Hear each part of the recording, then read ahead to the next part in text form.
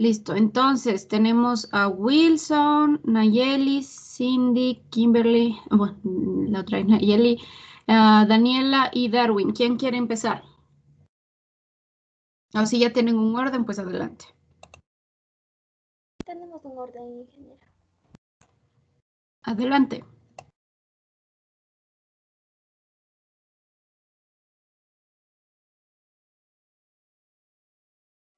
Me van diciendo quién es cada uno, ¿no? Por favor.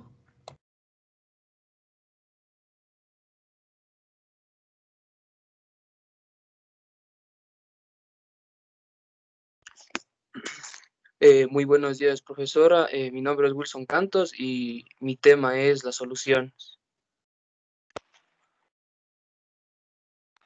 Bueno, las soluciones es bueno, así sacándole en conclusión, las soluciones es una mezcla homogénea íntima de dos o más sustancias. ¿Esto qué quiere decir? Pues homogénea entendemos que no se puede distinguir, eh, y íntima de dos o más sustancias, o sea, que puede ser el disolvente y el soluto. Como podemos ver, tenemos un poco de características del disolvente, que es la sustancia que disuelve y que está en mayor proporción, y el soluto, que es la sustancia disuelta y de menor proporción. También podemos decir una característica muy importante del soluto que es el que le da el nombre a la solución, según el tipo de soluto que se encuentra disolviendo. Y otra característica también del solvente, que es el que le da el aspecto a la solución. Al intercalar sus propiedades determinamos su concentración. ¿Esto qué quiere decir? Es la, que es la relación entre la cantidad de soluto y la cantidad de disolvente. Según la concentración tenemos cuantitativamente y cualitativamente. Como ya habíamos visto, cuantitativamente es la diluida, concentrada, saturada y sobresaturada. Y para nombrar o dar significados a estas, pude revisar clases anteriores y dijimos que la diluida es el soluto que se encuentra en mínimas concentraciones, la concentrada, que es el soluto que se encuentra en concentraciones apreciables, la saturada del soluto se encuentra en aumentada concentración, y la sobresaturada, que cuando el soluto supera la capacidad de dilución del solvente. Y cualitativamente consiste en la aplicación de ecuaciones, ya sea físicas como químicas. Eh, en las físicas es el porciento en masa del soluto, que esto es igual a la masa del soluto sobre la masa de solución, esto multiplicado por 100. El porciento en volumen sería el volumen del soluto sobre el volumen de solución multiplicado por 100, y la masa de solución en volumen, que sería la masa del soluto sobre el volumen de solución. Como podemos ver, esas son las ecuaciones físicas. Ahora las químicas sería la molaridad, que sería el número de soluto sobre el volumen de solución, la normalidad, el número de equivalente del soluto sobre el volumen de solución.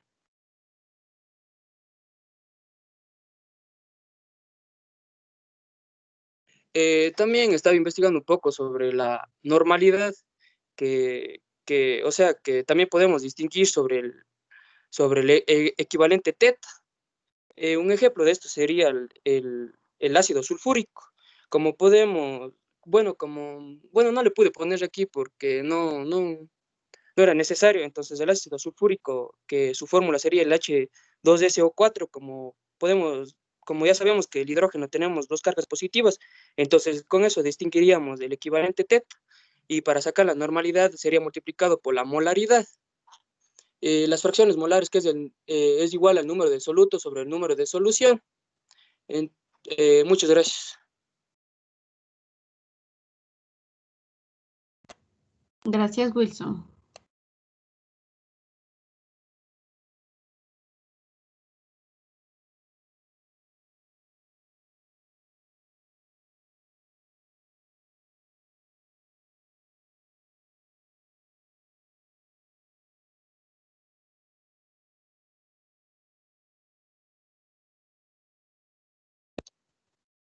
Buenos días, ingeniera. Buenos días, compañeros. Mi nombre es Kimberly Narváez y yo les voy a dar a conocer sobre las unidades de concentración.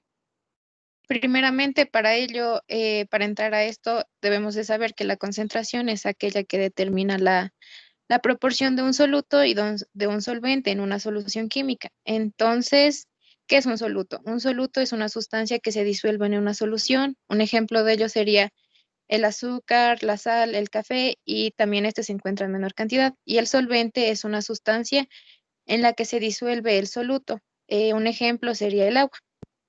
Algo muy importante es que la cantidad del soluto siempre será menor al solvente.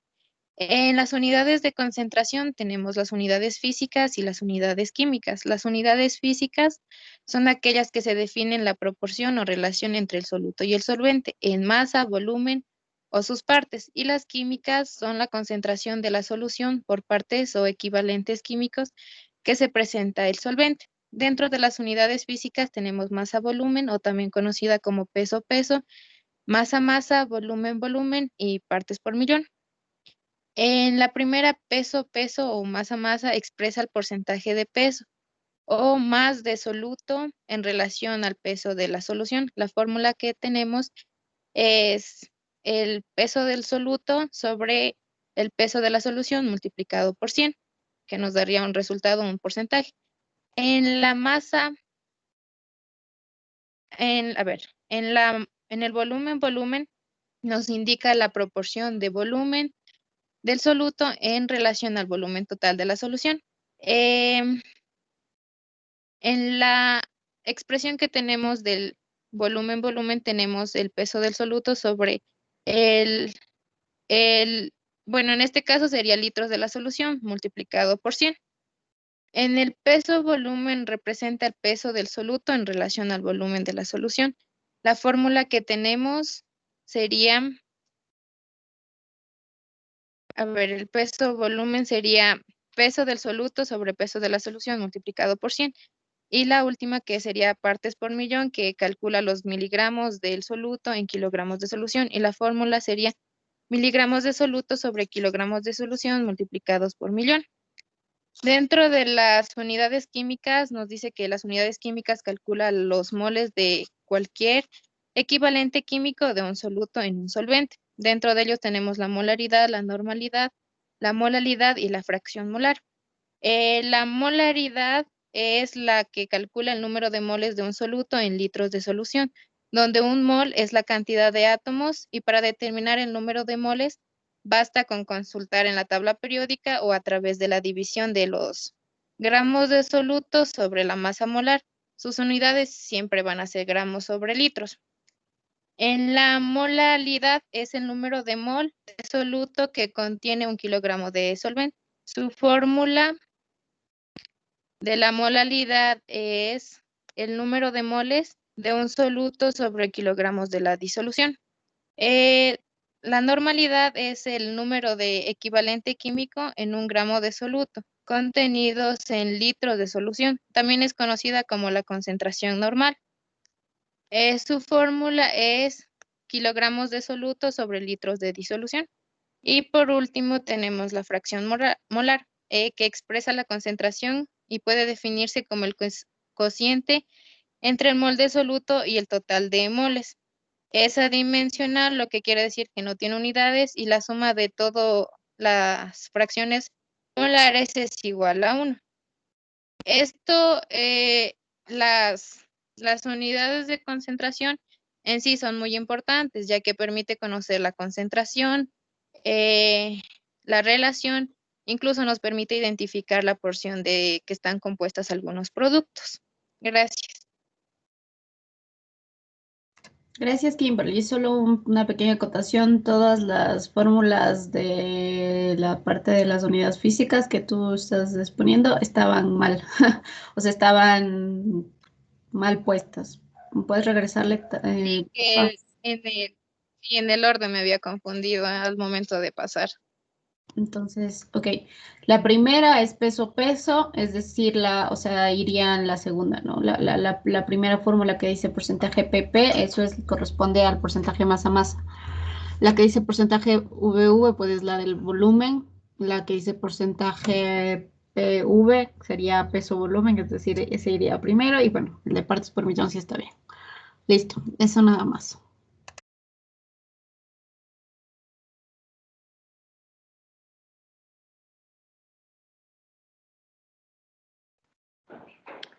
Buenos días, profesor, buenos días, compañeros. Yo les voy a hablar sobre dos tipos de reacciones químicas. Primeramente, recordemos que las reacciones químicas son aquellos procesos en los que una o más sustancias, en este caso los reactivos, se transforman en otras sustancias, pero con diferentes propiedades, en este caso los productos. Ya, a continuación hablaremos de dos reacciones, las reversibles y irreversibles. Las reacciones reversibles producen reacciones directas e inversas. Es decir, que los reactivos no se transforman totalmente en productos, ya que estos pueden volver a formar los reactivos. Y cuando estas tienen igual la velocidad, las cantidades de los reactivos y productos permanecen iguales, dando lugar a un proceso de doble sentido, que de izquierda a derecha y de derecha a izquierda, que se desemboca en un equilibrio o balance.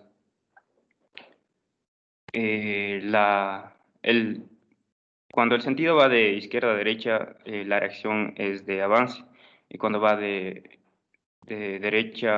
izquierda a derecha, la reacción es inversa. Como tenemos a continuación, en los reactivos de A más B, tenemos una reacción de doble sentido que nos va a dar los productos C más D.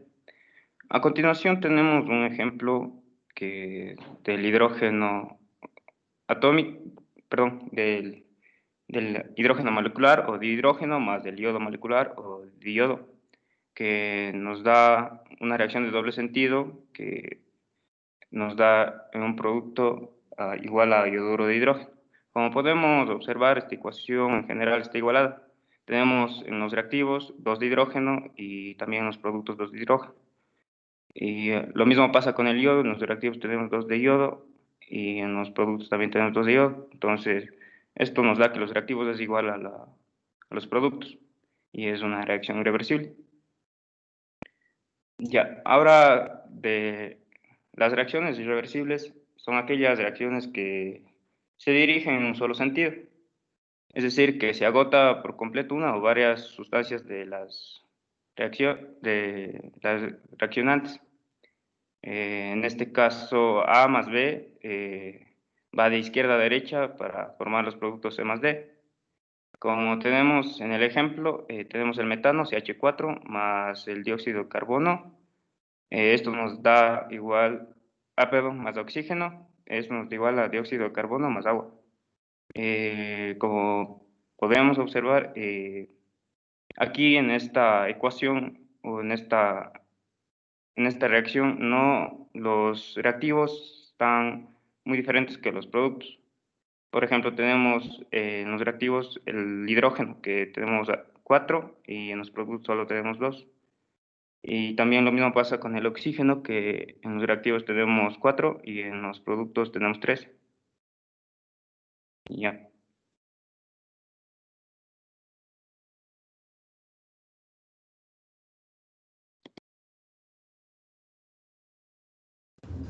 Mi nombre es Cindy Wilcapi y les voy a presentar la velocidad de reacción y los factores que afectan la velocidad de reacción. Ya. Para ello definimos a la velocidad de reacción como la cantidad de reactivo consumido y de producto obtenido en un periodo dado de tiempo. Para ello, conoceremos primero lo que son las reacciones químicas, pues estas se presentan cuando las moléculas colisionan con una orientación específica y con suficiente energía específica para lograr la energía de activación, al modificar las condiciones de casi cualquier reacción química. Puede modificarse la velocidad de las reacciones químicas por medio de algunos factores que les presentaremos ahorita. La naturaleza de los reactivos. La naturaleza de los reactivos es la velocidad. Bien, la naturaleza de los reactivos depende del reactivo y se obtiene una energía de activación. Si es muy alta, entonces será muy lenta, y si es muy baja, será muy rápida. Ya, por ejemplo, tenemos la oxidación de los metales, El sodio es muy rápido, la plata es muy lenta y el hierro es intermedio entre los anteriores, o sea, no es ni muy rápido ni muy lento. La concentración. La concentración, cuanto mayor sea la concentración de los reactivos, más alto será la velocidad de la reacción, por haber más partículas en el mismo espacio y por tanto existirá más colisiones. Por ejemplo, la diferencia de un fósforo cuando se quema en un ambiente o cuando se quema en oxígeno puro. Lo que quiere decir que cuando se incrementa la concentración de un solo componente, en este caso el oxígeno, el fósforo va a arder más rápido. Los catalizadores. Los catalizadores son sustancias que aumentan o disminuyen la rapidez de una reacción sin transformarse, modificando el mecanismo de reacción con una energía de activación. El catalizador no provoca la reacción química. Por ejemplo, los derivados del cloro o también el óxido de nitrógeno. Los grados de división. El grado máximo de subdivisiones hace posible que todas las moléculas reaccionen en cualquier momento. Por ejemplo, el carbón, ¿no? Cuando mayor serán los pedacitos pequeños, el carbón arderá mucho más rápido. Y la temperatura. Cuando se aumenta la temperatura, también aumenta la velocidad en la que se mueven las partículas, por lo que aumentará el número de colisiones y la violencia de estas. Y cuando se baja la temperatura, las colisiones también serán menores. Por ejemplo, cuando la refrigeradora o la cocina, ya que cuando nosotros metemos los alimentos a una refrigeradora, tarda menos en pudrirse o algo así, entonces se conservan mejor los alimentos. Gracias.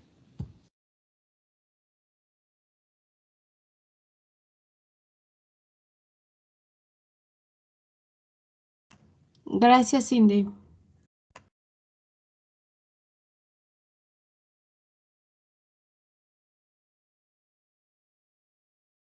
Buenos días, ingeniero. Buenos días. Mi nombre es Nayeli Alexandra Flores Verdugo y les voy a hablar sobre el equilibrio químico. Para poder hablar sobre... Nayeli, se te escucha muy poquito. No sé si te puedes acercar un poquito el micrófono. ¿Me escucha? A ver, te escuchamos, pero bien bajito. ¿Me escucha? Un poquito mejor, sí. ¿Ahí? Sí, ahí está mejor. Ya. Bueno, les decía que les voy a hablar sobre el equilibrio químico. Ya, sobre el equilibrio químico. Para poder hablar sobre el equilibrio químico, primero voy a dar una pequeña como que definición para el equilibrio, lo cual nos dice que es una estabilidad entre sustancias o algún objeto o cualquier cosa. Pero se define como la estabilidad que existe entre dos cosas. Ya, para hablar de equilibrio químico, también podemos llamarlo que es un proceso dinámico, pues ocurre constantemente cuando llega a este punto. También lo podemos llamar como reacción reversible, pues de reactivos pasa a productos y de productos pues tiene la capacidad de productos pasar a reactivos, regresar a reactivos.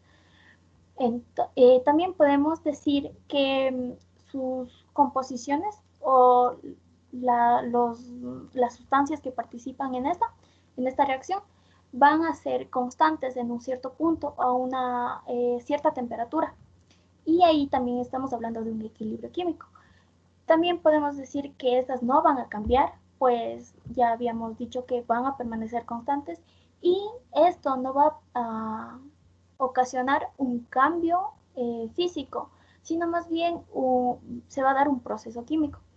Como podemos observar, dice A más B y tiene dos flechitas, una que va de derecha a izquierda y otra de izquierda a derecha. C más D. A más B ocurre un proceso químico entre bueno, supongamos que son sustancias, estas sustancias, sus moléculas se interactúan entre sí y a estas les vamos a llamar reactivos. Cuando estas interactúan o se fusionan, por así llamarlo, vamos a tener unos productos, un resultado de esto. Entonces, cuando nuestra flecha está de izquierda hacia la derecha, estamos hablando de un proceso directo o de una formación de productos. Y cuando va de derecha hacia la izquierda, estamos hablando de una formación de reactivos. Este proceso se llama, como se puede decir, inverso, pues está regresando a lo que en un principio fue. Para poder entender mejor esto, el estado de equilibrio está postulado por dos limitantes o dos ciertas reglas que nos indican cuándo una reacción está en equilibrio. Y dice que permanece en equilibrio o llega a ese punto de equilibrio cuando las velocidades de las reacciones directas y cuando las velocidades de reacciones inversas son igualadas. También nos dice el otro que cuando existe una constante de cuando las sustancias que participan en esta reacción, reactivos y productos, permanecen constantes y estas ya no cambian, como ya habíamos dicho, a una cierta temperatura. Decimos que cuando nuestra flecha va desde la izquierda hacia la derecha, va a existir más productos y menos reactivos. Y cuando va de derecha hacia la izquierda, va a pasar totalmente lo opuesto. Vamos a tener más reactivos y menos productos. A esto se le estamos llamando, como ya habíamos definido, estos dos como reglas para saber cuándo un estado está en equilibrio. El estado de equilibrio se establece cuando dos reacciones opuestas que tienen lugar simultáneamente a la misma velocidad. Esto indica la regla de las velocidades directo, que es igual a la inversa, y la otra. Y así tendríamos un equilibrio y una estabilidad entre las dos sustancias. Muchas gracias.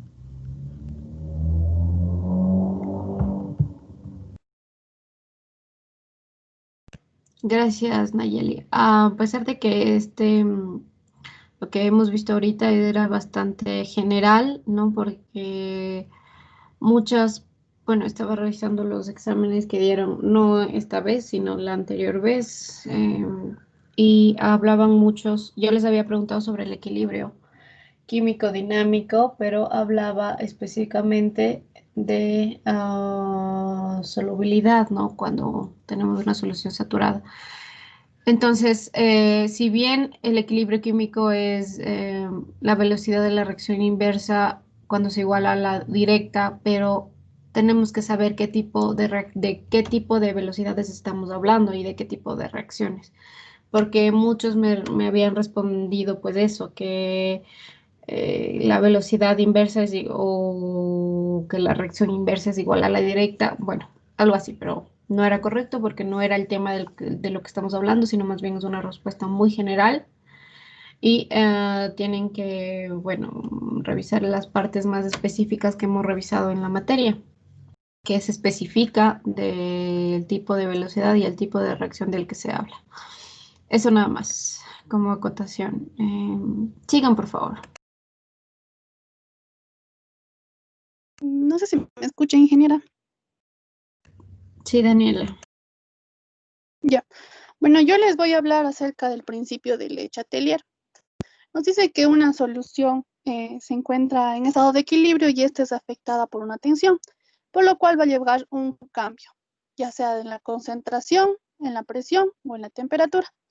Estos, a su vez, van a querer regresar a un equilibrio, estos van a formar un equilibrio que este se va a desplazar. Para el cambio de la concentración nos dice que A ver, el cambio, si la concentración, si es mayor la concentración de los productos, se va a desplazar hacia la izquierda. Si es menor la concentración de productos, se va a desplazar hacia la derecha. Si es mayor la concentración de los reactivos, se va a desplazar hacia la derecha. Y si es menor la concentración en los reactivos, se va a desplazar hacia la izquierda. Como podemos ver, tenemos una ecuación donde nos dice A más B es igual a C más D. Si es mayor la cantidad de reactivos, favorecen a los productos. Si es mayor la cantidad de productos, se favorecen a los reactivos. Para el cambio de temperatura nos dice que existen dos reacciones, la reacción endotérmica y la reacción exotérmica. La reacción endotérmica nos dice la que absorbe calor. El equilibrio se desplaza hacia los productos. Nos dice también que la endotérmica aumenta hacia la derecha y disminuye hacia la izquierda. La reacción exotérmica es la que libera calor. El equilibrio se desplaza hacia los reactivos. En este caso, aumenta hacia la izquierda y disminuye hacia la derecha. Para el cambio de presión, nos dice que la variación de la presión solo afecta en equilibrios en donde está presente un gas y cuando existe una variación del volumen. Cuando se da un cambio de presión, no hay desplazamiento del equilibrio. Y eso es todo. Muchas gracias.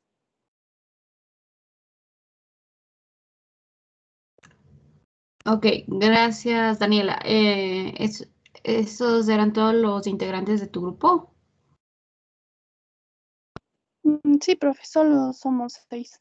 Ok, entonces, bueno, el siguiente grupo, por favor, que no sé quién, cualquier grupo que quiera exponer.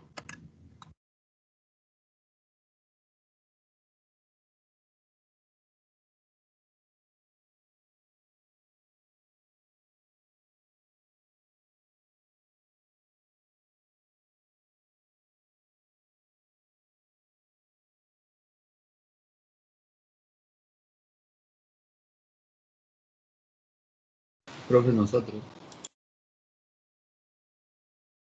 Adelante, Luis.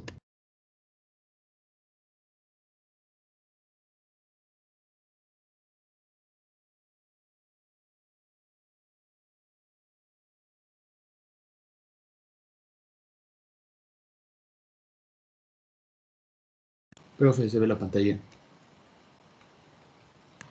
Sí, ya puedo ver la pantalla. Ya. Bueno, buenos días, profesora, buenos días, compañeros. Yo les voy a hablar sobre el tema de fuerzas interiónicas e intermoleculares. Las fuerzas interiónicas son fuerzas encontradas en los enlaces iónicos que se dan entre cationes y aniones.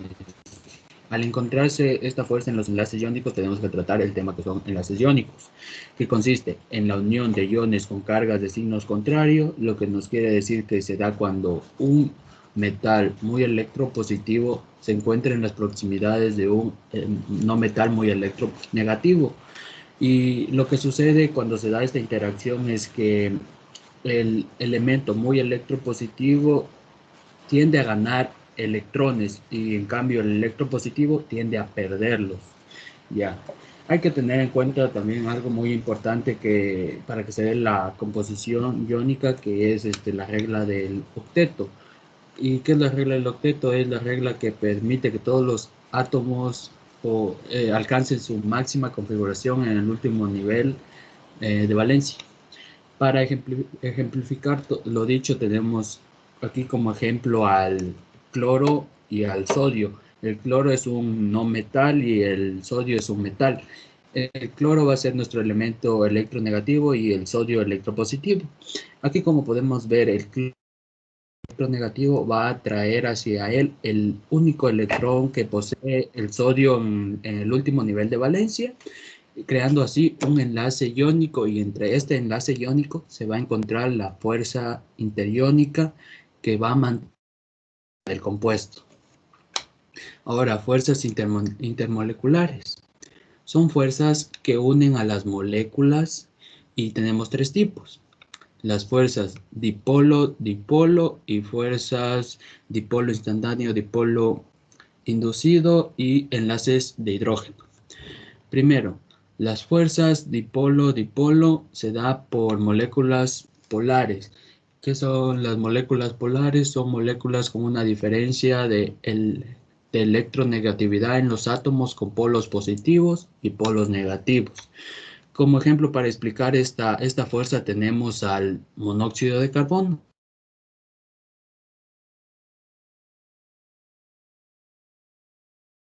Y el carbón más electronegativo que el carbono.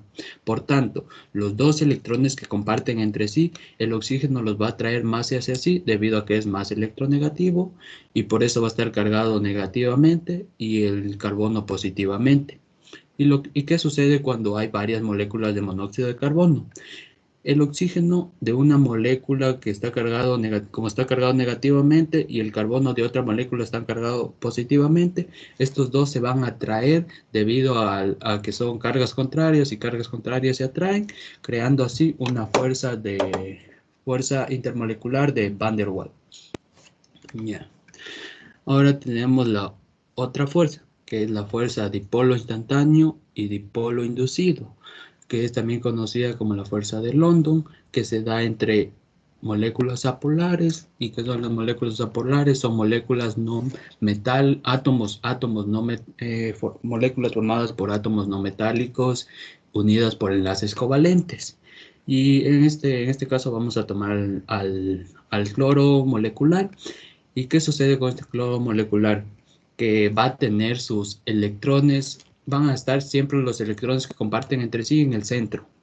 Y la pregunta aquí es cómo, entonces, si no existen cargas, van a unirse con otras moléculas. Y esto se responde que debido a que las moléculas están en movimiento, va a llegar un momento en el que los electrones ya no van a estar en el centro, sino van a estar más hacia un cloro que del otro. Como podemos ver aquí en el ejemplo, los electrones están más hacia un cloro que el otro y por eso se va a cargar por un momento negativamente y el otro positivamente. ¿Y qué sucede cuando hay varias moléculas? Lo que sucede es que este cloro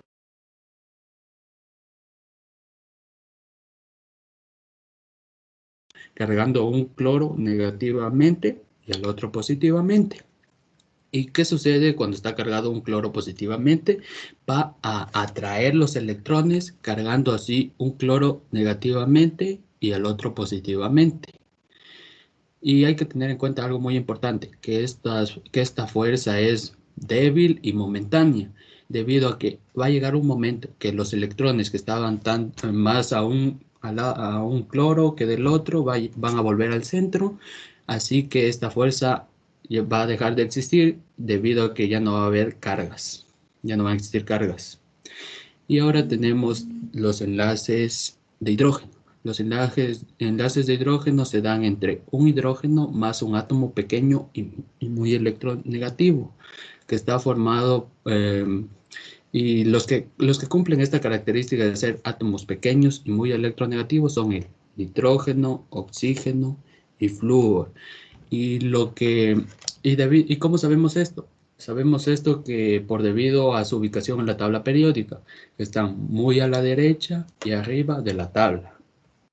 Para explicar los enlaces de hidrógeno, vamos a tomar como ejemplo al agua, que está formada por un oxígeno y, y dos moléculas de hidrógeno. Lo que va a hacer el oxígeno aquí al ser electronegativo va a traer hacia sí los hidrógenos creando enlaces. Pero hay que tener en cuenta que estos enlaces no son enlaces de hidrógeno, sino enlaces covalentes. Para que se den los enlaces de hidrógeno, se debe dar entre dos moléculas o más de agua. Y aquí, como podemos ver, el oxígeno está atrayendo hacia sí átomos de hidrógenos de otra molécula de agua y también sus hidrógenos son atraídos por otro oxígeno de otra molécula hacia él, creando así enlaces y estos de aquí se conocen como los enlaces o puentes de hidrógeno.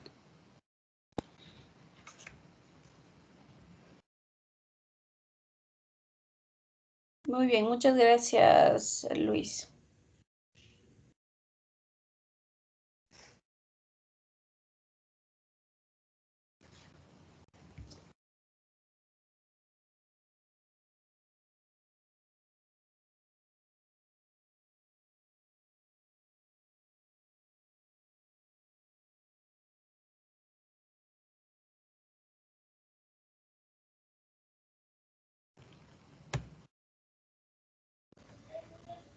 Ahí se ve, profe.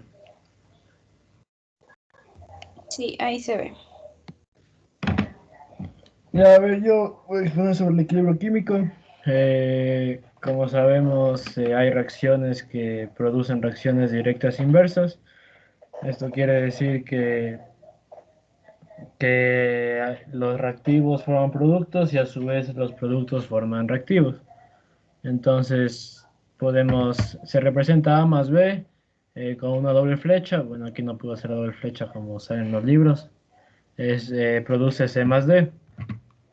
Entonces, la velocidad de izquierda a derecha, la velocidad directa, quiere decir de reactivos a productos. Y de derecha a izquierda, la velocidad inversa, de productos a reactivos. El equilibrio químico es un proceso dinámico porque se produce constantemente. Y entonces, ¿qué es el equilibrio químico en sí? Es cuando las velocidades, como ya les dije, de reacción directa de izquierda a derecha y la de inversa de derecha a izquierda son iguales. Cuando esto pasa, las concentraciones de reactivos y productos permanecen constantes. Entonces, estos dos factores deben cumplirse para que exista un equilibrio químico. De ahí también tenemos el principio del Chatelier, que es cuando un sistema de equilibrio se somete a un cambio de condiciones, ya sea en temperatura, presión o cantidad de concentración. Este sistema se desplazará con la finalidad de contrarrestar este cambio que se produjo. Entonces, ahí existen varias variables que pueden perturbar un equilibrio, las cuales son cambios en las concentraciones, cambio en la presión del sistema, cambio en el volumen del sistema, cambios de temperatura y efectos de catalizadores. Entonces, cuando existe un cambio de concentración, el equilibrio se desplazará en el sentido en que se consume parte de la sustancia que se agregó. Esto quiere decir que si aumenta la concentración de productos, se desplazará hacia la izquierda, hacia los reactivos. Si se crece la concentración de productos, se desplaza hacia la derecha. Si se aumenta la concentración de reactantes, de reactivos, se desplaza a la derecha, o sea, a los productos. Y si decrece la concentración de reactivos, se desplaza a la izquierda. De ahí, para el cambio de volumen y presión, cabe recalcar que estos son inversamente proporcional. Quiere decir que si aumentamos la presión en un sistema gaseoso que esté en equilibrio, va a disminuir el volumen y el sistema se desplazará hacia donde hay menor número de moles. Y si lo contrario, o sea, si disminuimos la presión y el volumen aumentará, entonces el sistema se desplazará hacia donde hay mayor número de moles. De ahí también tenemos los cambios de temperatura, que eso hay que saber diferenciar entre reacciones endotérmicas y exotérmicas. Las endotérmicas, como ya vimos, son las que absorben calor y las exotérmicas las que desprenden calor. Entonces, de ahí en las reacciones endotérmicas tomamos el calor como un reactivo y las exotérmicas es un producto. Entonces en las endotérmicas, si elevamos la temperatura, el desplazamiento de la reacción irá a la derecha. Si la bajamos, irá a la izquierda. Y en las exotérmicas, si elevamos la temperatura, irá a la izquierda, y si la bajamos, irá a la derecha, hacia los productos. Y como sabemos, el catalizador acelera por igual las reacciones directas e inversas. Entonces no altera la composición del sistema. El único efecto que tienen los catalizadores es que hace que alcancemos un equilibrio químico más rápido, pero sin modificar las constantes de equilibrio. Y hablando de constantes de equilibrio, entonces aquí podemos ver que VD significa velocidad a la derecha, o sea, velocidad directa de de reactivos a productos. Entonces, velocidad de la derecha es igual a KD por A y por B entre corchetes. ¿Qué significa este A por B entre corchetes? Es las concentraciones molares de los reactantes. Porque cabe recalcar que la velocidad de una reacción química es directamente proporcional al producto de las concentraciones molares de los reactantes. Entonces ahí tenemos la velocidad a la izquierda o la inversa, que va a ser KI es igual por las concentraciones molares de los productos. Entonces, KD y KI son constantes específicas. Y de tal forma que Kc, que es nuestra constante de equilibrio químico, va a ser igual a división de Kd sobre Ki. En otras palabras, Kc va a quedar igual a las concentraciones molares de los productos dividido por las concentraciones molares de los reactivos. Y también si tenemos coeficientes estequiométricos, estos son los números que aparecen al lado de los productos y reactivos cuando igualamos una ecuación química. Va a ser casi igual, la única diferencia es que en las fórmulas que tenemos de velocidad de la derecha, velocidad de la izquierda, estos coeficientes estequiométricos se van a poner como exponentes, como podemos ver aquí. KD es igual a la concentración molar de A elevado a la A por la concentración molar de B elevado a la B, y es igual la velocidad a la izquierda, y Kc queda igual, pero elevado a sus coeficientes estequiométricos correspondientes. Y ya. Gracias. Gracias, Homero. Muy buen resumen.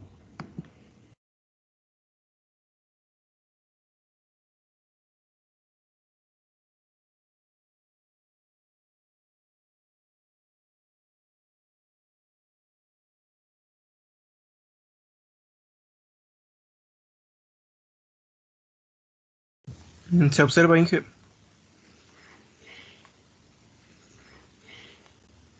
Sí. Ya. Entonces, yo les voy a hablar sobre la teoría de colisiones. En la teoría de colisiones es una teoría que fue propuesta por Mark Tauss en 1916 y por William Lewis en el año de 1918, que se explica cualitativamente cómo ocurren las reacciones químicas y por qué las velocidades difieren en las diferentes reacciones. Según la teoría de colisiones, existen tres condiciones para que se produzcan las reacciones. La primera de ellas es las especies químicas deben reaccionar de una manera eficiente, es decir, que si tenemos una molécula que se quiere unir con una molécula diatómica, esta va a formar una diferente molécula diatómica. También debe existir la energía suficiente para el rompimiento de sus enlaces. Para entender esto tenemos que darnos cuenta que para que exista una reacción tiene que existir una energía de activación, que es la energía de activación es la que ayuda a la reacción a que se rompa el enlace. Entonces tenemos que un punto de inflexión en toda reacción es la energía de activación, en donde A se comienza a formar un enlace con B, rompiendo el enlace de C, dándonos con el resultado un producto. Ya. Luego tenemos que tiene que ser una orientación del impacto adecuada, es decir, que tenemos que tener una orientación correcta, como es el ejemplo de aquí, que tenemos A más B más BC, siendo así que como tenemos la orientación de A y B, este se puede dar un enlace, siendo el enlace AB más C. En cambio, si tenemos una orientación incorrecta, tenemos que, por ejemplo, AC, este no va a formar un enlace. Por ende, tenemos una orientación incorrecta. Con la teoría de colisiones, nos podemos guiar en este gráfico principalmente que tenemos que tener una energía principal, que es la energía de activación. Por ejemplo, en este gráfico nos damos cuenta que empezamos en 20 y para la energía tenemos en 60. Entonces restamos los dos y tenemos que la energía de activación de este proceso será igual a 40. Gracias.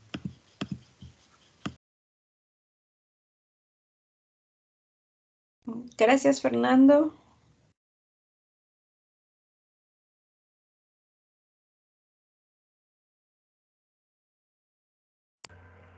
¿Sí se puede observar la pantalla, profe? Sí. Ya. Buenos días, profe. Buenos días, compañeros. Yo les voy a exponer un poquito sobre la velocidad de reacción.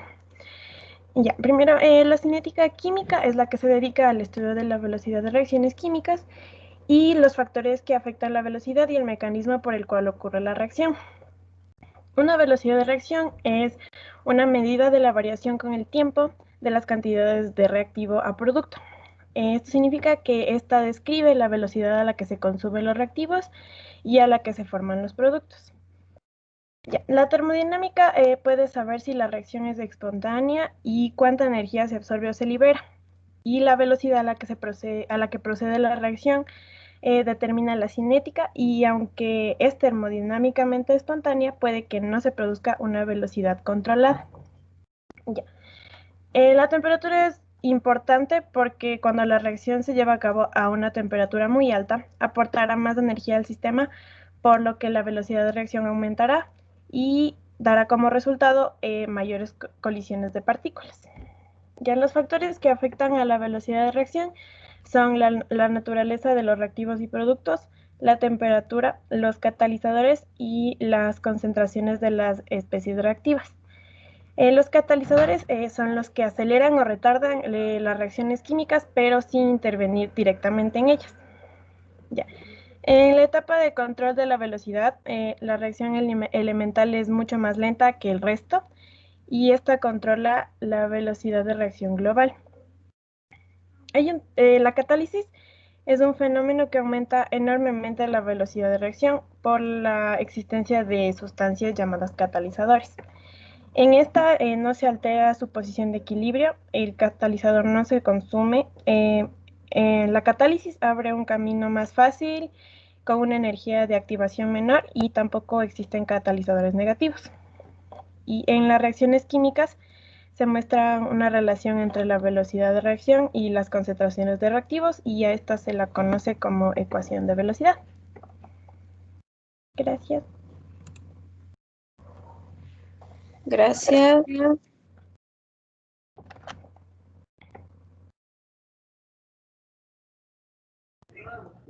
Buenos días, Cintia, ¿sí se ve? Sí. Ya, bueno, yo les voy a hablar sobre los gases. Los gases es el estado de agregación de la materia que no tiene forma ni volumen propio.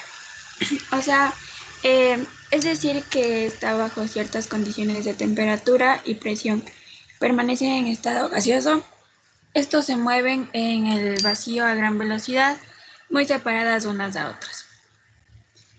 También las características es la expansibilidad, la comprensibilidad, densidad, miscibilidad, masa, presión, volumen y temperatura. La expansibilidad no tiene forma ni volumen definido, adquiere la forma y el volumen del recipiente en el que se encuentra.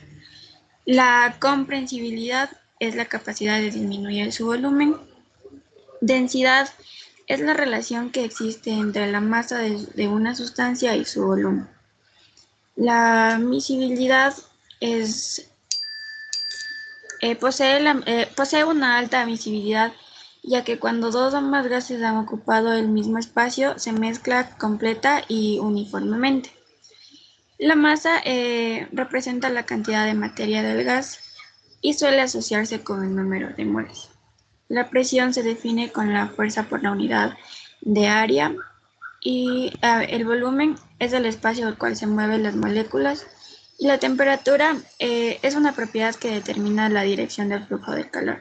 También tenemos las leyes, que la ley de Boyle se dice que es la presión absoluta y el volumen de una masa dada de un gas confinado son inversamente proporcional mientras la temperatura no varía dentro de un sistema cerrado.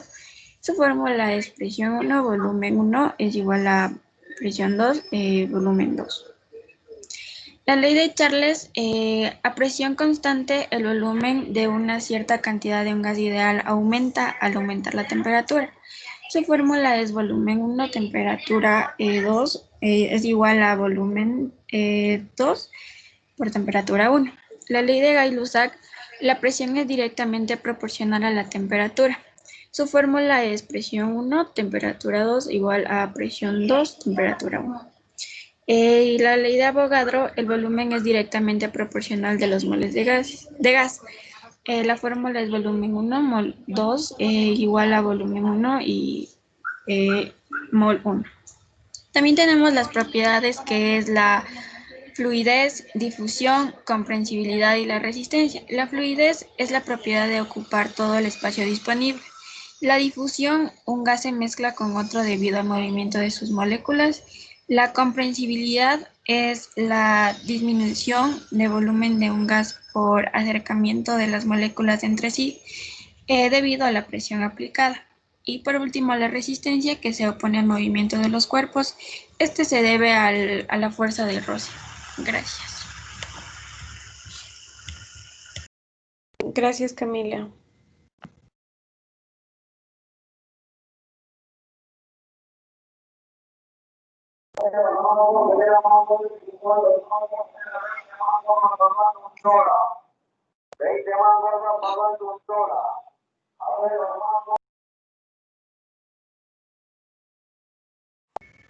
Ya expusimos todos, creo. Ok, ya, perfecto. Gracias por avisarme.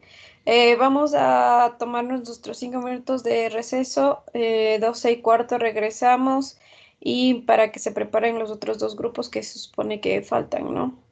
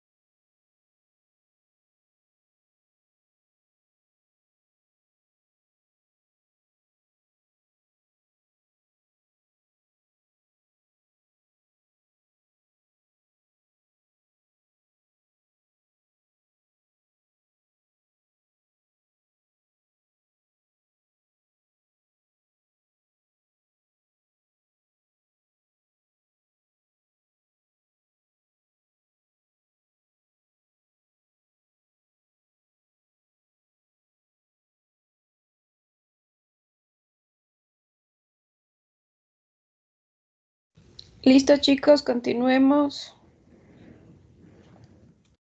¿Qué grupo quiere continuar ahorita?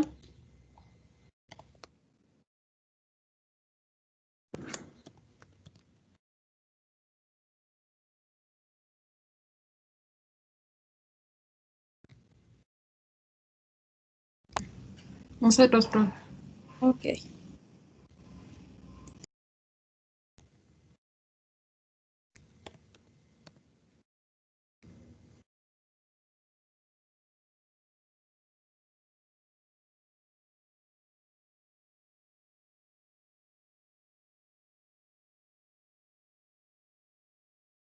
Buenos días, profe y compañeros. Mi nombre es Cecia Sierra y yo les voy a explicar acerca de lo que es la ósmosis, para lo cual voy a empezar dando un pequeño concepto de la célula. Y tenemos que es un sistema abierto que intercambia sustancias con su medio externo, y el agua es la sustancia que más se difunde a través de la membrana celular. Entonces, la ósmosis es posible gracias a la existencia de membranas semipermeables. Las membranas semipermeables son membranas selectivas, es decir, que permiten el paso de ciertas sustancias. Ahora tenemos lo que es la ósmosis.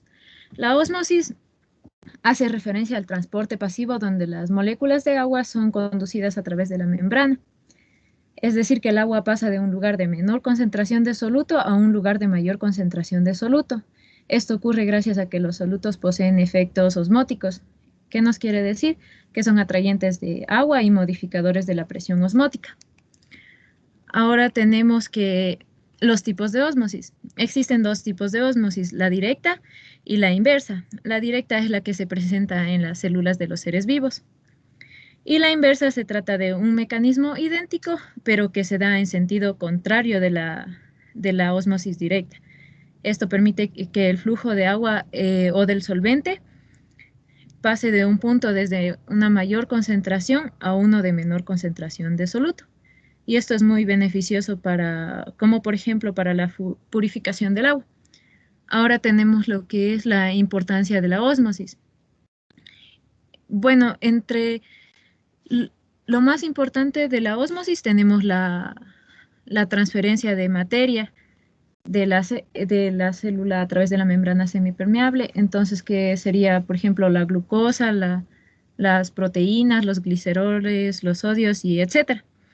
Tenemos un fenómeno que es la difusión biológica. Es muy parecido a la ósmosis, sino que aquí se da en cambio un transporte de partículas, mientras que en la ósmosis es de materia. Tenemos ejemplos de ósmosis: la purificación del agua, la hidratación de un huevo y la ósmosis celular. En la purificación del agua, ¿por qué hay un efecto de ósmosis? Porque para remover las impurezas del agua, es decir, las sustancias que no podemos tomar porque nos harían daño, se puede aplicar el principio de la ósmosis inversa para poder separar los contenidos disueltos mediante una membrana semipermeable. Y bueno, tenemos la ósmosis en el medio hipertónico, isotónico e hipotónico. En un medio hipertónico podemos ver cómo la célula está deshidratada y puede llegar a un punto en el que puede morir la célula. En el medio isotónico sería como un equilibrio entre el soluto y el solvente dentro de la célula, mientras que en el medio hipotónico pasa lo contrario que en el hipertónico. Nos quiere decir que puede llegar a explotar la célula, es decir, que se va llenando y llenando de agua hasta que puede llegar a morir, para lo cual es muy importante conocer sobre la presión osmótica, que les va a hablar nuestra compañera Elsa.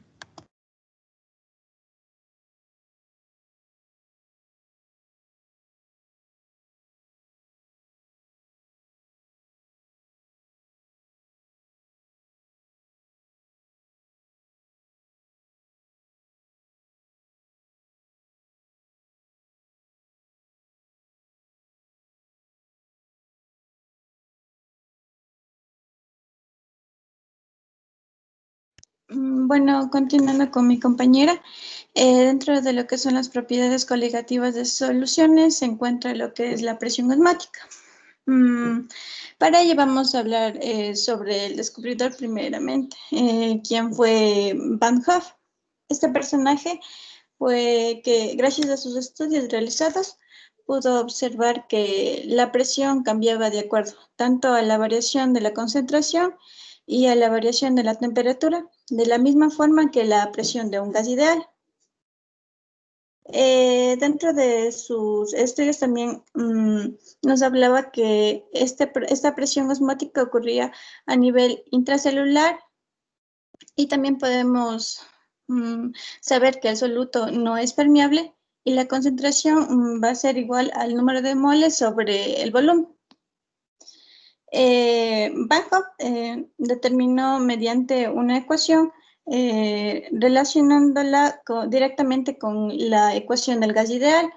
Para ello tenemos que la presión osmótica es igual a la concentración por la constante universal y por la temperatura. Esta ecuación está directamente relacionada con la ecuación del gas ideal.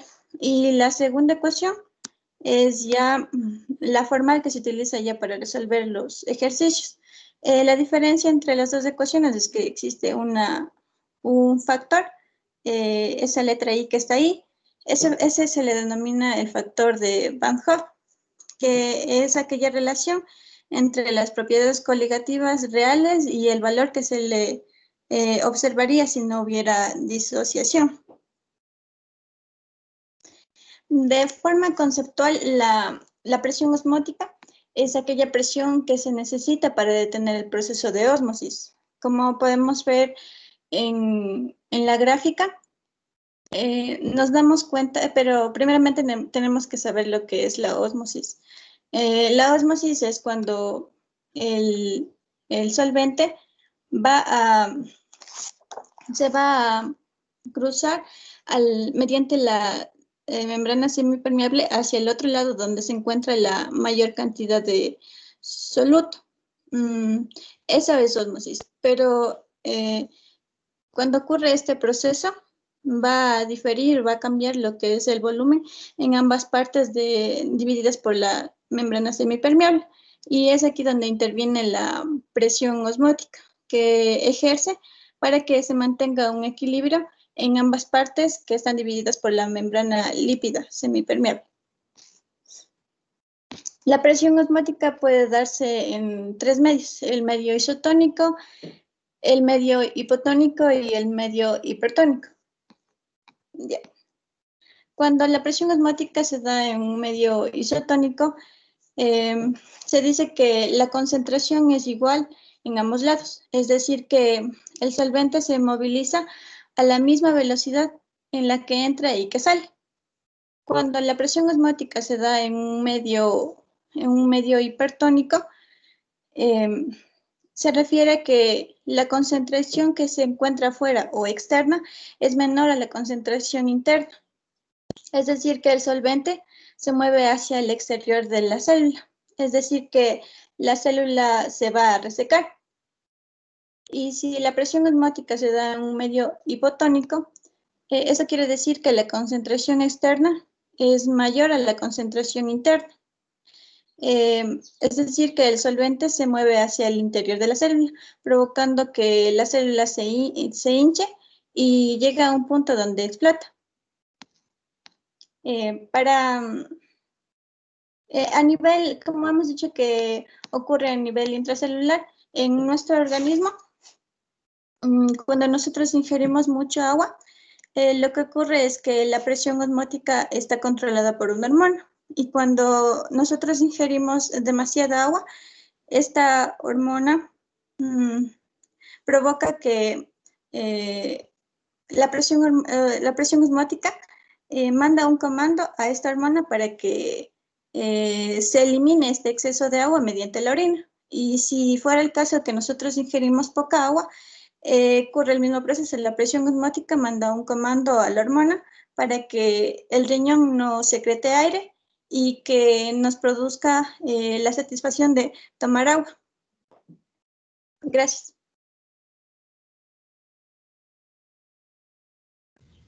Gracias, Elsa.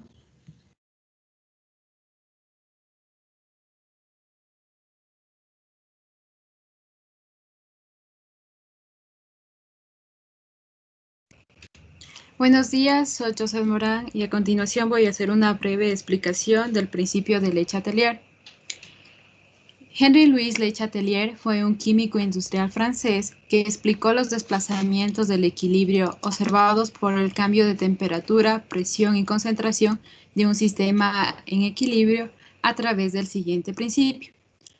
Cuando se produce una perturbación que altera el equilibrio de un sistema, este evolucionará hasta que se contrarreste la perturbación.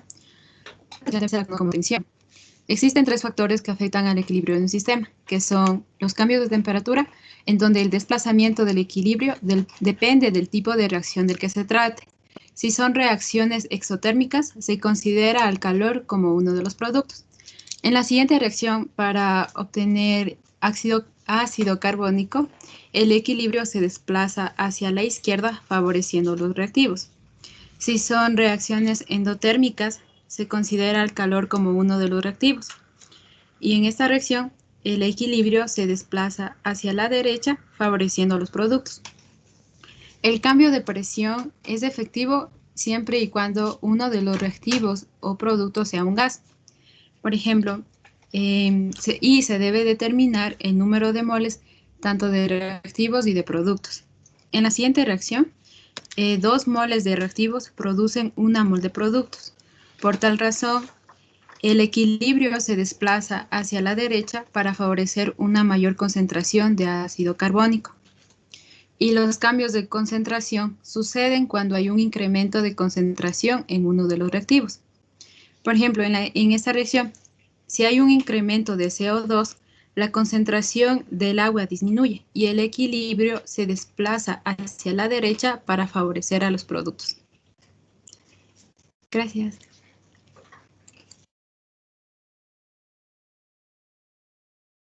Gracias.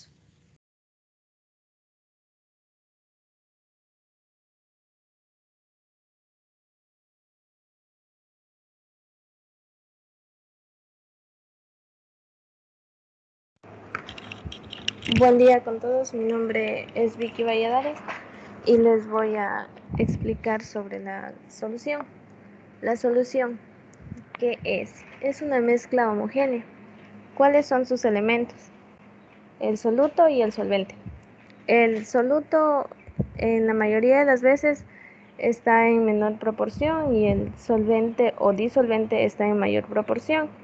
El disolvente es el que va a disolver al soluto. ¿Cómo se clasifican? Hemos puesto 2 tipos de clasificaciones según su estado según la concentración de soluto.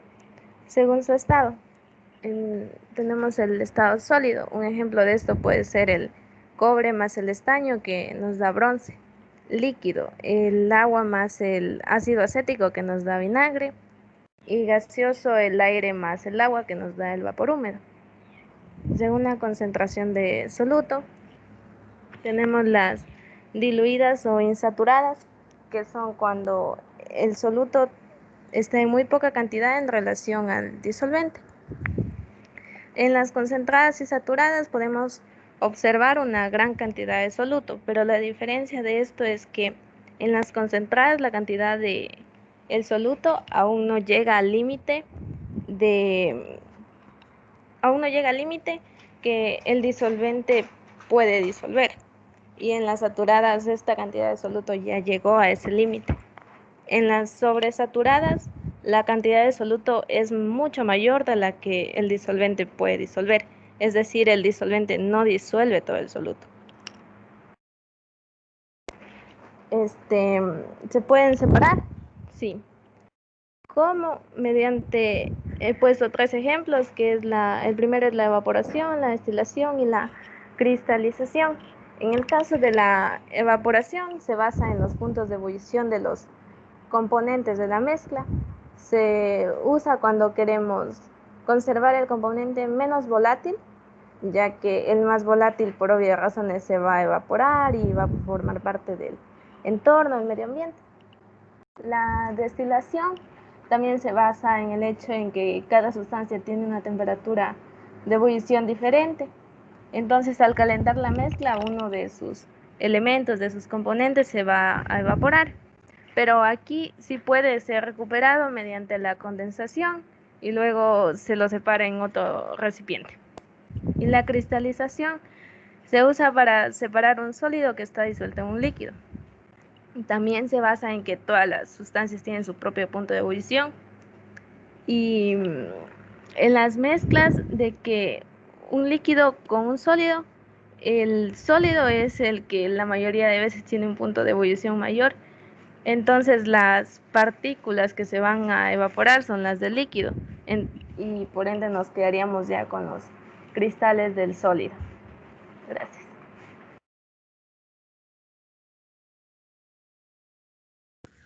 Gracias, Vicky.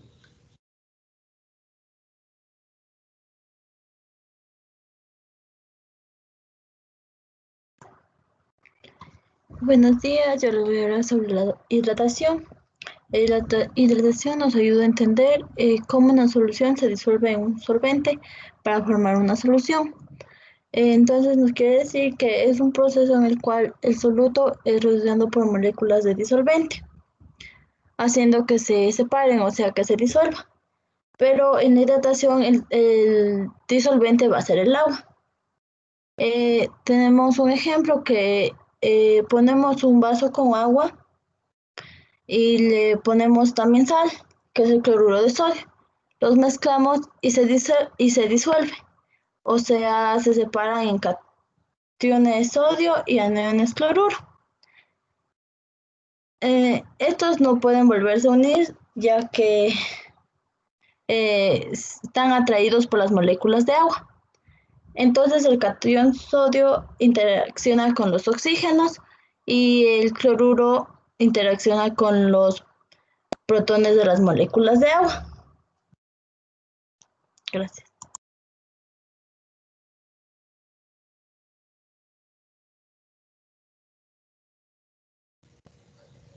Gracias. Buenos días, soy Jenny Velasco y yo les voy a hablar acerca del principio de Le Chatelier. Henri-Louis Le Chatelier fue un químico francés que formuló el principio de equilibrio más conocido como el principio de Le Chatelier, que dice que si un sistema que está en equilibrio sufre alguna alteración por un factor externo, este reaccionará para volver a su normalidad. Los factores que alteran el equilibrio son temperatura, presión, volumen y concentración. En el caso de la temperatura, si se incrementa la temperatura, favorecerá el sentido endotérmico, es decir, que se absorberá calor. Pero si la temperatura disminuye, favorecerá el sentido exotérmico, es decir, que se desprenda calor. En cambio, en la presión, si se eleva la presión de un sistema gaseoso que se encuentra en equilibrio, este sistema se desplazará donde esté el menor número de moles. Pero si disminuimos la presión, el sistema se desplazará donde haya mayor número de moles. En el caso del volumen, si disminuimos el volumen en un sistema gaseoso que se encuentra en equilibrio, el sistema se desplazará donde se encuentre menor número de moles.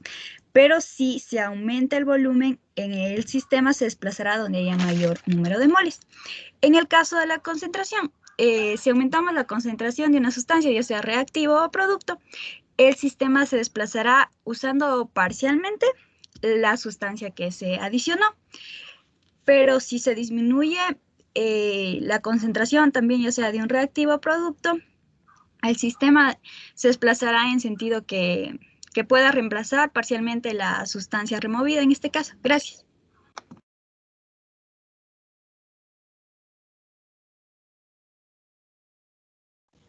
Gracias, Jenny. Buenos días, ingeniera, buenos días con todos. Yo les voy a hablar sobre la teoría de colisión. Esta teoría fue propuesta por Max Strauss y William Lewis en 1916 y 1918. Esta nos quiere explicar cómo ocurren las reacciones químicas a nivel atómico. También nos dice que los reactivos tienen que chocar con una orientación adecuada y energía suficiente.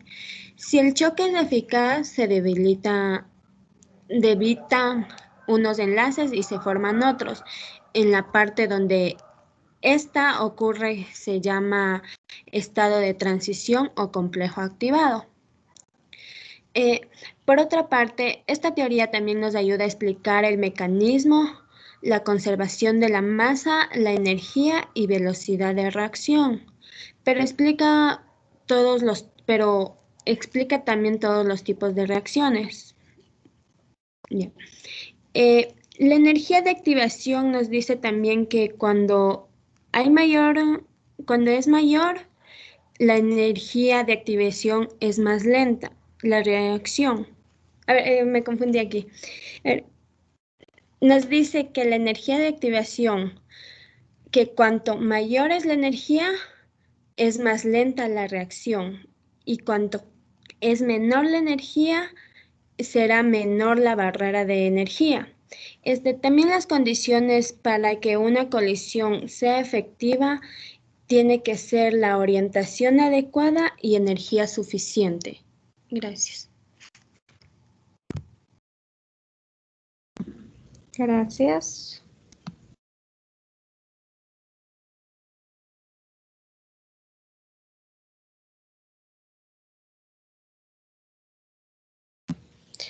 Ok, el siguiente grupo, por favor, el último grupo, si no me equivoco.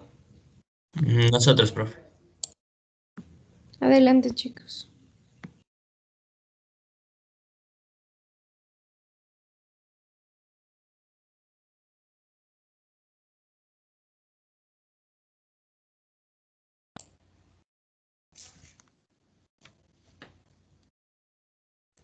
Buenos días con todos, nosotros somos el grupo 3.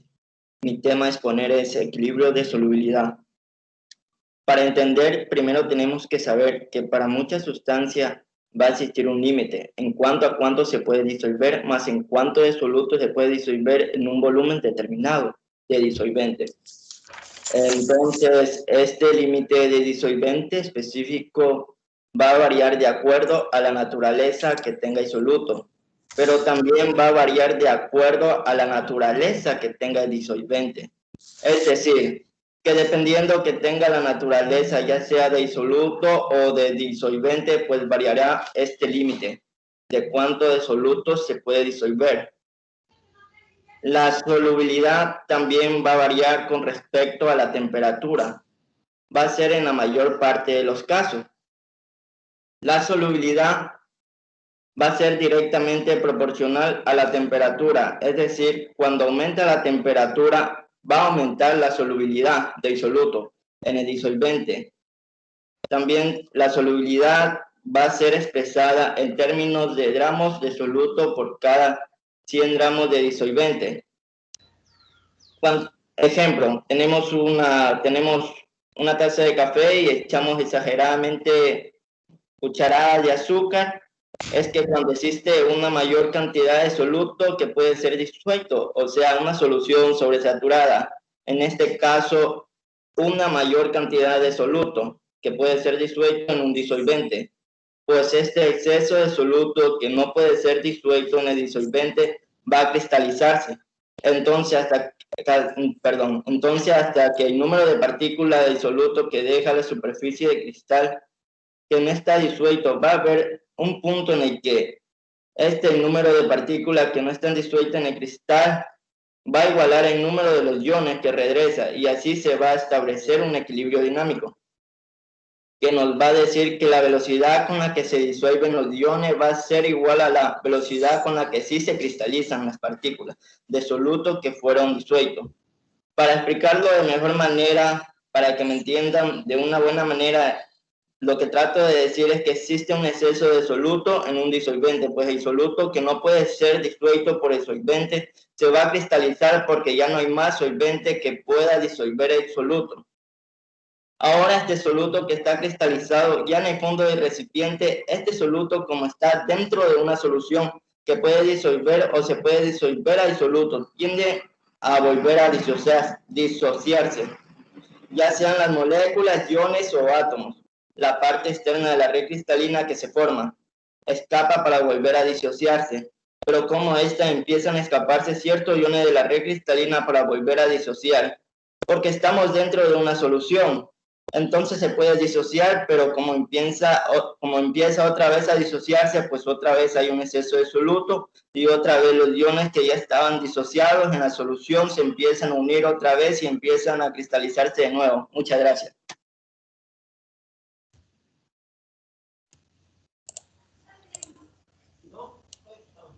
Ok, gracias.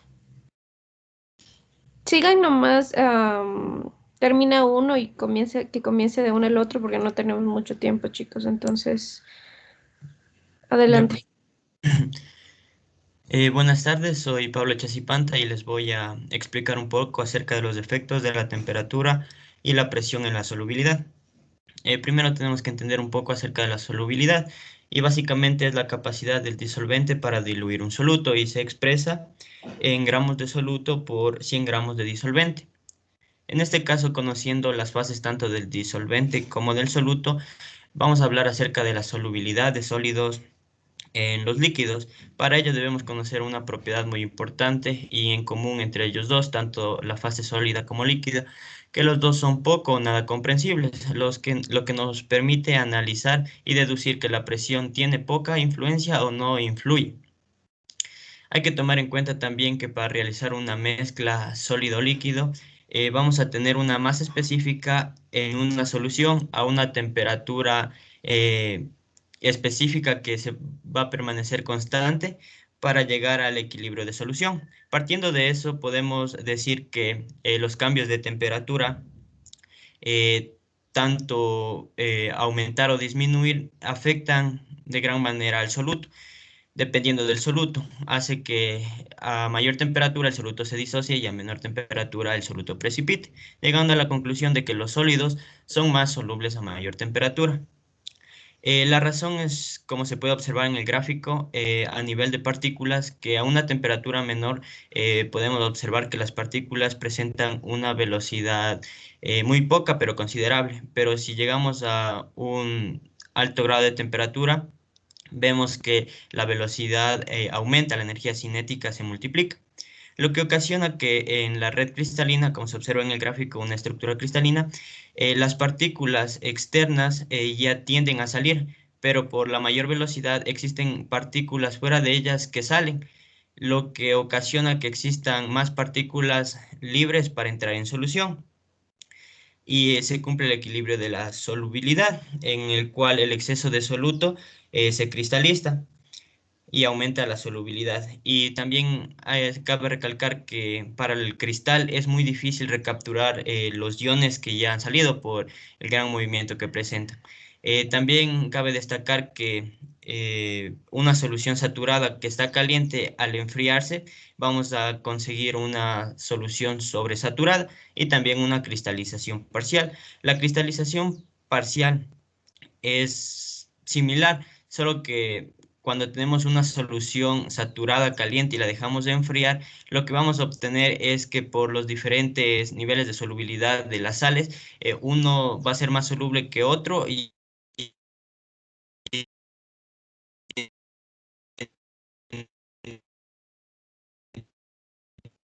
entonces tomando en cuenta la agregación de los gases, los cuales las partículas se encuentran muy separadas y por ende existe una propiedad la cual es de la comprensibilidad. Los gases son muy comprensibles. Entonces la solubilidad de los gases disminuye al aumentar la temperatura. Como podemos observar en la gráfica, a mayor temperatura tenemos un nivel de solubilidad muy pequeño y viceversa. En cuanto a la presión se puede determinar de forma cualitativa con la ley de Henry, que propone que la solubilidad va a ser directamente proporcional a la presión y expresa que la concentración va a ser directamente proporcional a la presión. Y cuando tenemos más de una mezcla, él determina que la concentración, una mezcla de gases, él determina que la concentración va a ser igual a la constante de cada gas por la presión parcial de cada uno. En este caso, la constante de cada gas va a depender del gas y de la temperatura. Y se lo puede ver reflejada también en la teoría cinética molecular, ya que también se manifiesta que la solubilidad depende de la frecuencia de colisiones de las moléculas del gas contra la superficie del líquido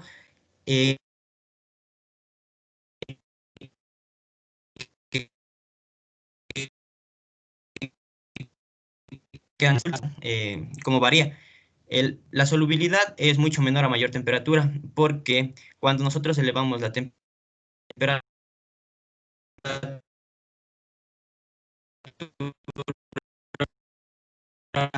ocasionamos que las partículas comiencen a escaparse, ya que presentan una densidad muy baja y una velocidad muy alta, y este gas que se escapa se libera a la atmósfera y se pierde.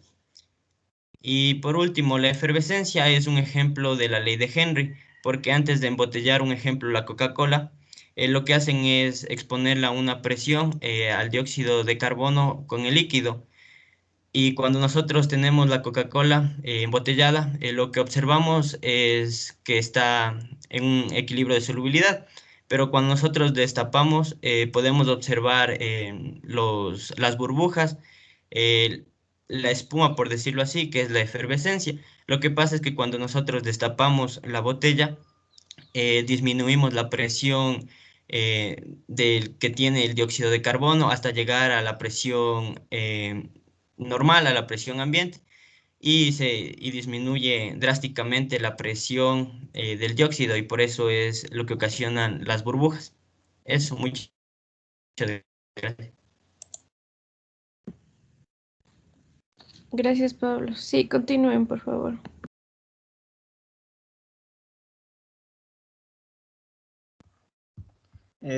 Buenas tardes con todos. Mi nombre es Milton Iván Valdivieso y a continuación les voy a explicar sobre las expresiones de la concentración de las soluciones. Antes de explicarle a detalle, voy a hablarles sobre tres términos principales para este tema que ya lo hemos venido revisando en clase. Y uno de ellos es el soluto, que es aquella sustancia que se disuelve en el disolvente y puede estar en estado sólido, líquido o gaseoso. Y también va a ser el que se va a encontrar en menor cantidad. El disolvente va a ser aquella sustancia que disuelve a un soluto. Generalmente este va a ser el agua en sustancias polares, pero no siempre, porque también podemos tener sustancias apolares, como es el caso de la gasolina, el benceno, el tolueno, entre otros. Y también como referencia va a ser el que se encuentre en mayor cantidad. La solución, una solución va a ser la mezcla homogénea entre el soluto y el disolvente. Como podemos ver en la imagen, tenemos un soluto que va a ser una rodaja de naranja, el solvente va a ser el agua y como solución vamos a obtener un jugo de... ahora entrándonos al tema, la concentración de una solución constituye una de sus principales características. Como sabemos, muchas propiedades de las soluciones van a depender exclusivamente de la concentración. Ahora bien, la concentración no va a ser nada más que la medida de la cantidad de soluto que tenemos disuelto en una cantidad específica de disolvente. Aquí podemos encontrar expresadas en lo que son unidades físicas y en unidades químicas.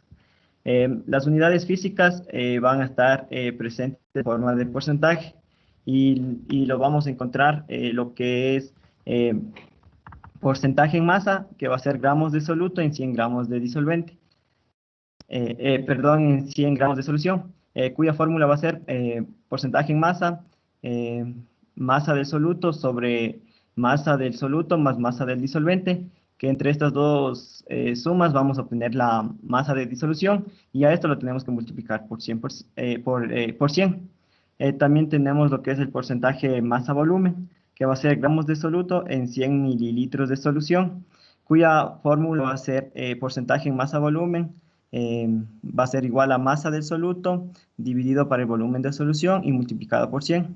También tenemos lo que es el porcentaje volumen-volumen, y no es nada más que mililitros de soluto en 100 mililitros de solución, cuya fórmula va a ser porcentaje volumen-volumen va a ser igual a volumen del soluto, que viene dado en mililitros, sobre el volumen de la solución, igualmente en mililitros, y multiplicado por 100. También se lo puede aquí agregar a las partes del millón, pero tomando en cuenta que estas partes por millón va a ser una concentración de solución muy diluida, y esta se va a utilizar para expresar niveles de soluto muy bajos, cuya fórmula también va a ser partes por millón, va a ser igual a masa del soluto que divide al volumen de solución, y sus unidades van a ser miligramos dividido para litros. También, ahora bien, les voy a hablar sobre las unidades químicas, donde tenemos la molaridad y también se lo puede representar con la letra M. Y no es nada más que las moles del soluto que divide el volumen de la disolución. También tenemos la normalidad que lo podemos representar con la letra N mayúscula y cuya fórmula va a ser normalidad, va a ser igual a número de equivalente de soluto dividido para litros de solución. Esta concentración química va a variar un poco con el resto, ya que no podemos obtenerlo directamente, sino a partir de dos fórmulas más, que es el equivalente químico, el equivalente químico, sí, va a ser igual a la masa que divide para el equivalente gramo. Y a su vez el equivalente gramo va a ser igual al peso molecular que divide para el equivalente teta. Este equivalente teta va a depender de acorde si el compuesto va a ser un ácido, un hidróxido o una sal. Para los ácidos debemos tomar en cuenta el número de hidrógenos. Para el hidróxido tenemos que tomar en cuenta el número de OHs. Y finalmente para la sal debemos tomar en cuenta la carga del catión o del anión. Otra de las concentraciones también va a ser la molaridad, que se lo va a representar con la letra M y es el número de moles de soluto dividido para kilogramos de disolvente. Y finalmente tenemos las fracciones molares, que también se lo puede denotar con las letras FM y no es nada más que la división entre moles del soluto dividido para moles del soluto más moles del disolvente. Gracias.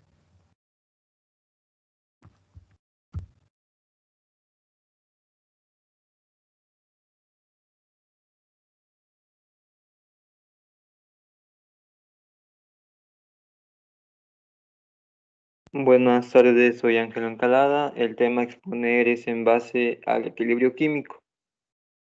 Es un estado de un sistema reaccionante en el que no se observan cambios a medida que transcurre el tiempo.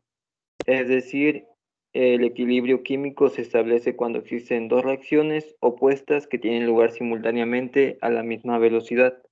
En otras palabras, si en una reacción los reactantes se están convirtiendo en productos, y los productos a su vez en reactantes, estamos hablando de un equilibrio químico.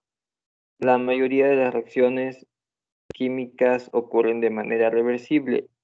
Son pocas las que están totalmente desplazadas hacia los productos que casi no tienen reacción inversa.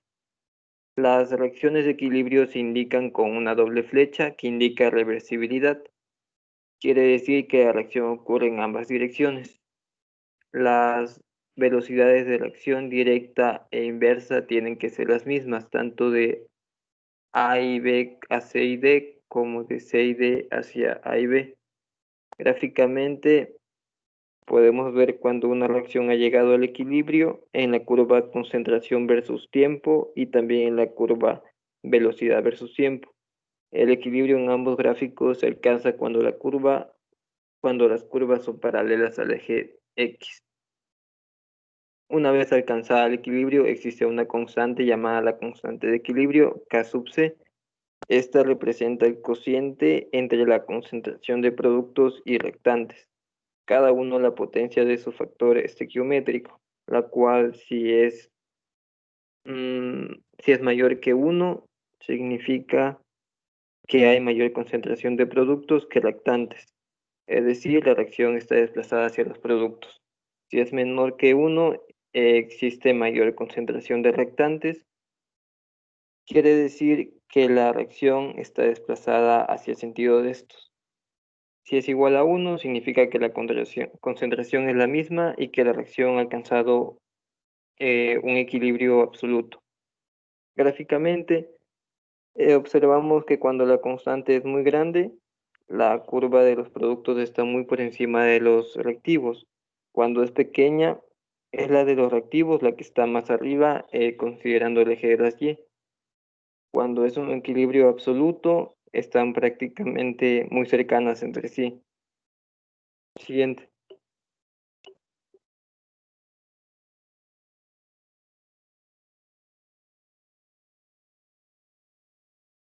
El cociente de reacción Q es una expresión que tiene la misma forma de K sub C, cuyas concentraciones expresadas en él no son de las equilibrios.